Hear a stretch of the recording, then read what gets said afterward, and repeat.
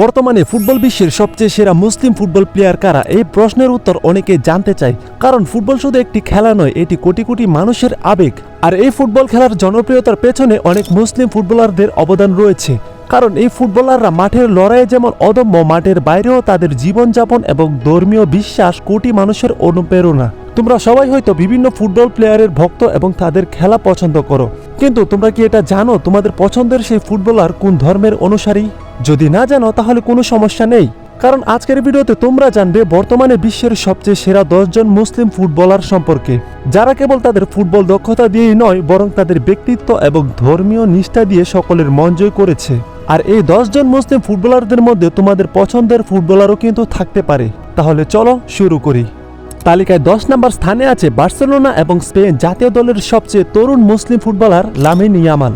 মাত্র 18 বছর বয়সে লামিন ইয়ামাল তার ফুটবলের জাদু দেখিয়ে সকল ফুটবল ভক্তদের মন জয় করে ফেলেছে। কিন্তু অনেকে হয়তো ভাবে লামিন ইয়ামাল কিভাবে একজন মুসলিম ফুটবলার হলো। দাঁড়াও বলছি। লামিন ইয়ামালের বাবা একজন মরক্কান বংশোদ্ভূত এবং মুসলিম ধর্মের অনুসারী। লামিন তার মুসলমান বাবার কারণে ইসলামিক সংস্কৃতির সাথে যুক্ত। বিভিন্ন সময় লামিন ইয়ামাল এমন কিছু করে যেটা দেখে বোঝা যায় ইসলামের প্রতি তার শ্রদ্ধা কতটুকু। তাছাড়া ফুটবল মাঠে লামিন ইয়ামাল যেন নেইমার ও রোনালদিনহোর কম্বিনেশন। তার অসম্ভব ফুটবল স্কিল এবং গোল করার ক্ষমতা অন্য ফুটবলারদের থেকে অনেক বেশি। লামিন ইয়ামাল বর্তমানে বার্সেলোনা এবং স্পেন জাতীয় ফুটবল দলের আক্রমণ ভাগের সবচেয়ে নির্ভরশীল প্লেয়ার। শুধু গোল করা নয়, অ্যাসিস্টের দিক থেকেও বর্তমানে সবচেয়ে সেরা লামিন ইয়ামাল। আচ্ছা, তোমাদের মধ্যে কারা লামিন ইয়ামালকে পছন্দ করো?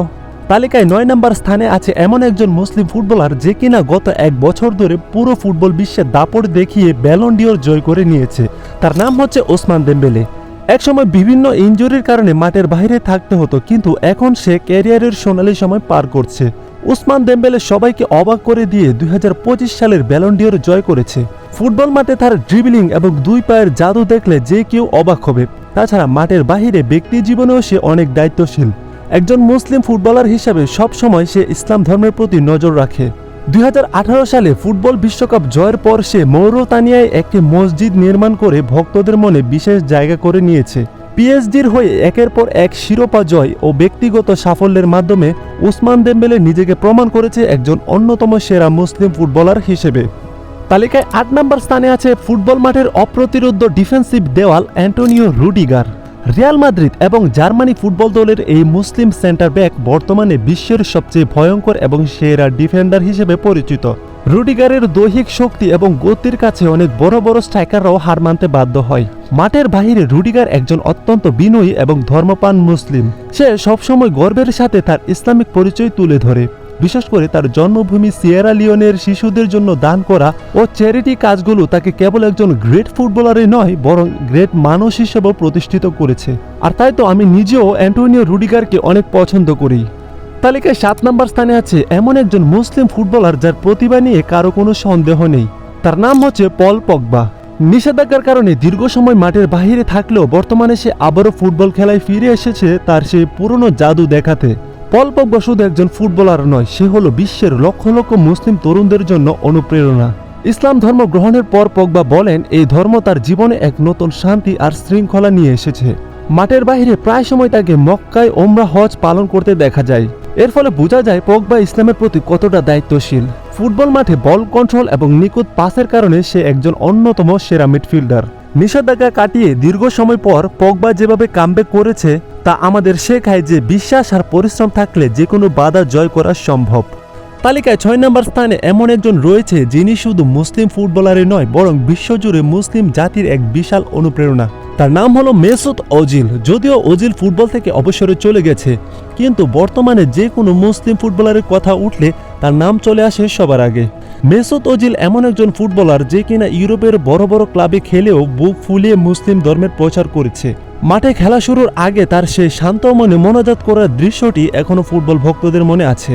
ফুটবল মাঠে গোলের পাশাপাশি জাদুকরি অ্যাসিস্টের জন্য বিখ্যাত ছিল সে। মাঠের বাইরে ইসলাম ধর্মের জন্য সে অনেক সংগ্রাম করেছে। মেসুত ওজিল আমাদের শিখিয়েছে একজন মুসলিম হিসেবে সাফল্যের শিখরে পৌঁছালো নিজের ধর্মকে অস্বীকার করা যাবে না।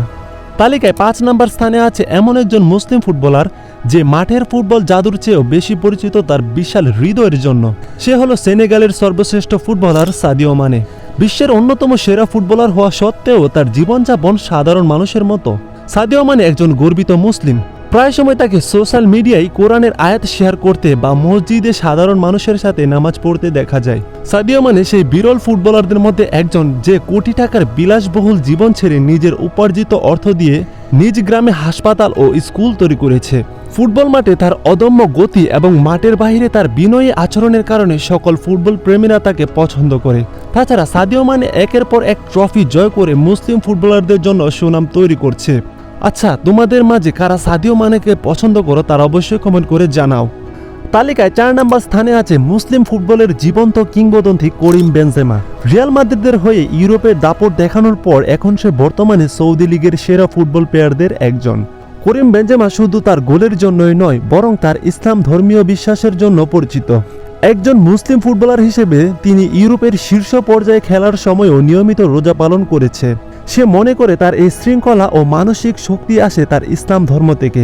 করিম বেনজেমা ফুটবল মাঠে গোল করায় পারদর্শী ও জাদুকরী ফিনিশিংয়ের জন্য সুপরিচিত। বর্তমানে সৌদি আরবের ক্লাব আল ইতিহাদে নিয়মিত গোল করছে এই মুসলিম ফুটবলার।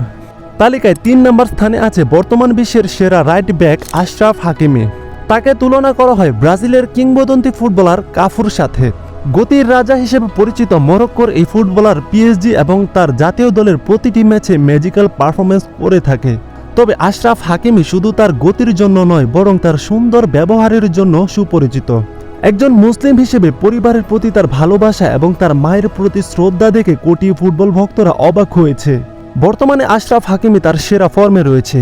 সে ফুটবল মাঠে ডিফেন্সের পাশাপাশি আক্রমণেও সমান কার্যকরী। মরক্কোর এই মুসলিম ফুটবলার সারা বিশ্বে অনেক ফুটবল ভক্তদের আইডল।